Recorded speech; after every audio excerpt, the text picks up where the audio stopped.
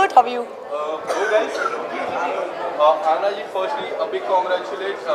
एक और बार हम आपको देखने वाले हैं इंडिया लॉकडाउन। एक अलग शो लग रहा है, एक अलग मूवी लग रही है जी। और मधुर सर की हर एक कहानी में कुछ ना कुछ तो होता ही है। आपके किरदार से मैं स्टार्ट करूँगा। आपके किरदार में क्या कुछ हमें ऐसा डिफरेंट दिखने मिलेगा जो हमने ट्रेलर में नहीं देखा है? काफ़ी कुछ। ट्रेलर फिल्म नहीं होती है, ट्रेलर एक झलकी होती है फिल्म की। जब आप मधुर भंडारकर का नाम लेते हैं, उनका नाम ही सिनोनिमस है हार्ड हिटिंग रियलिस्टिक सिनेमा के साथ, और उन्होंने बिल्कुल वही करने की कोशिश की है इस फिल्म के साथ। जब हम लोग लाइफ में या हम लोग की ज़िंदगियों में एक बहुत बड़ी घटना घटती है तो उसको डॉक्यूमेंट करना एक बहुत इंपॉर्टेंट बात होती है। जब आप किसी म्यूज़ियम में जाते हैं, आर्ट गैलरीज में जाते हैं, पेंटिंग्स देखते हैं, तो वो आपको उस सदी में लेके जाता है जहाँ पर वो हुआ था।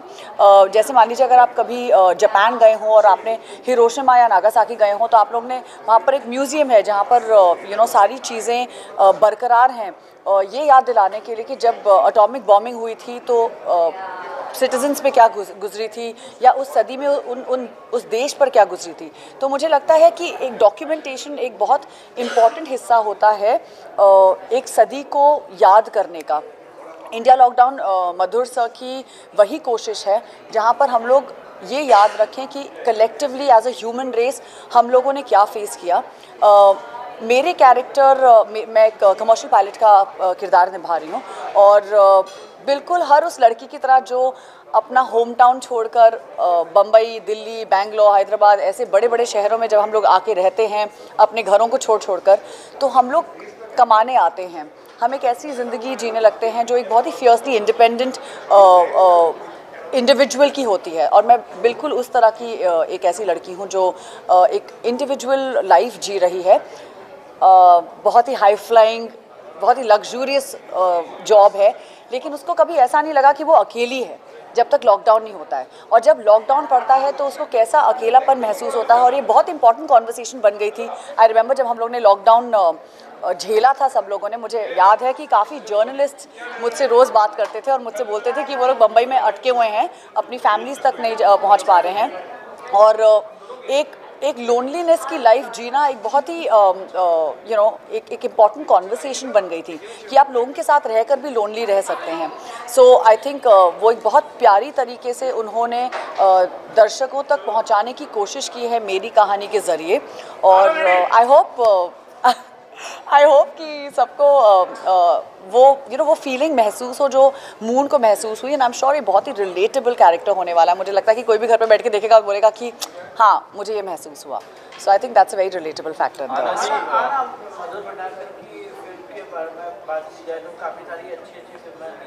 जी।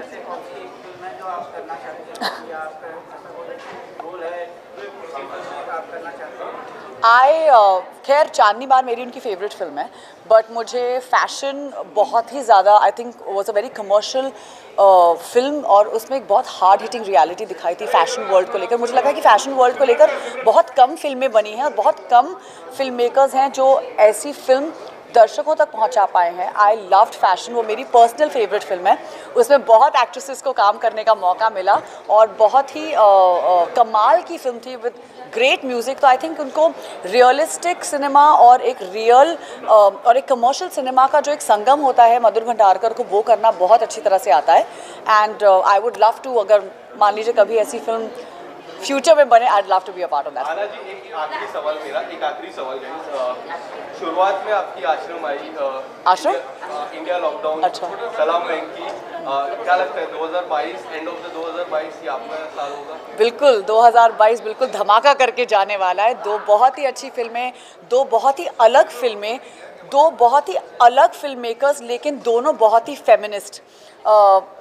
जब एज आई सेड, जब हम मधुर भंडारकर के बारे में सुनते हैं या सोचते हैं तो हमें हमेशा उनकी हीरोइनें याद रहती हैं, क्योंकि जिस तरह वो अपनी हीरोइनों को प्रेजेंट करते हैं वो उनको ग्लैमरस नहीं दिखाते हैं, but you know he makes them very hard, like real characters, और वो आपकी नेबर्स हो सकती हैं, और वो बहुत ही out of the box actors actresses को अपने रोल्स के लिए सिलेक्ट करते हैं। जैसे मैं कभी नहीं सोच सकती थी कि वो तमन्ना भाटिया को बाउंसर के रोल के लिए लेंगे, you know, as a female bouncer.